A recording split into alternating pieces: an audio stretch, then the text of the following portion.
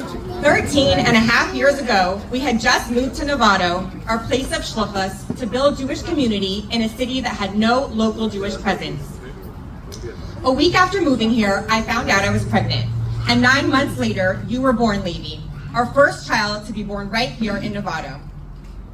From the very start, you were a little lamplighter. At just 3 days old, Tati brought you out of our bedroom into the living room where 15 children were gathered for our monthly Jewish kids club. They all sang Shema with you and welcomed you into the world. And ever since then, you've been shining your light, a humble, unassuming, and quiet light, but one that burns very brightly. I see your light shine when you study your mimer in depth and by heart in honor of your Bar Mitzvah. I see your light shine when you practice your Torah portion, which you'll be reading this Shabbat. I see your light shine when you put on tefillin each day. I see your light shine when you help kids in camp and Hebrew school. You are loved by so many of the community children.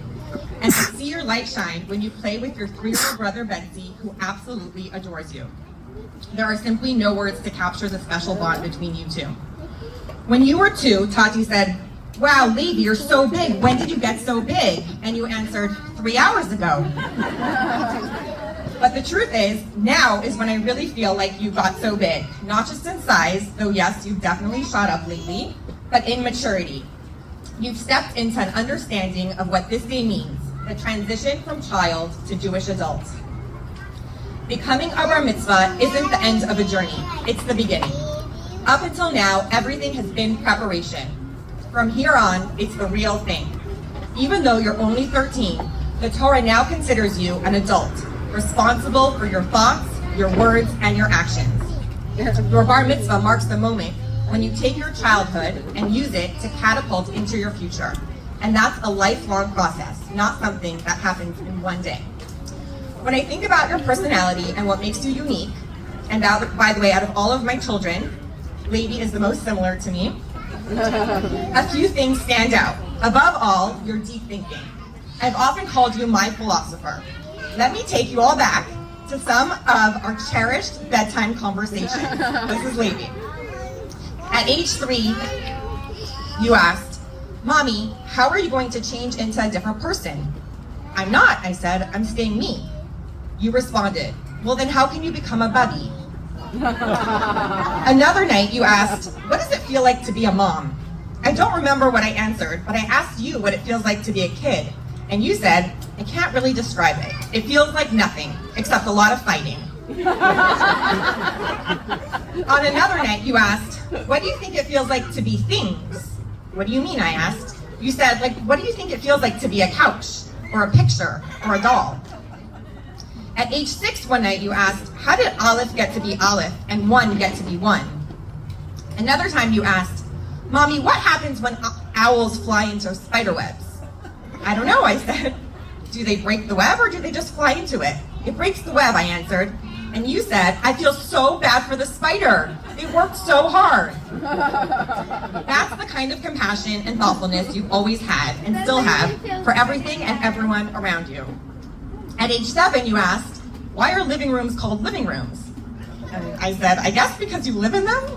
And you said, "Well, you could also die in a living room." These little stories capture your deep thinking, your wisdom, and your humor perfectly.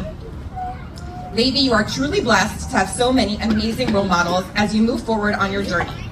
First and foremost, your Tati, who is a perfect example of a rabbi, a shliach, and a chassid. I always tell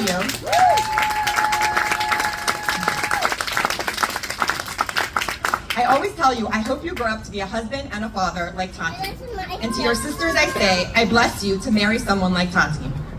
You also have incredible teachers, uncles, and your Zaidi, whose love of learning is unmatched and who spends his time either studying Torah or playing with his grandchildren.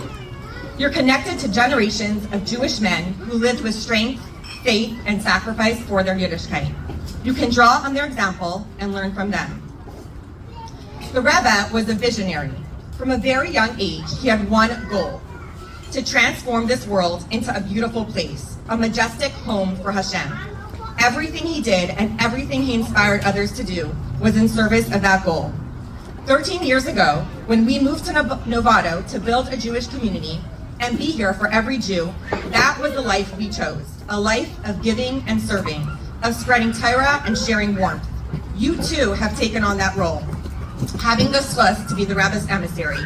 You share the Rebbe's vision, and our hope is that you use your new strength as a Bar Mitzvah boy and as a fully empowered Jewish neshama to help make this world and all that is meant to be a palace for Hashem with Mashiach. Tati, please.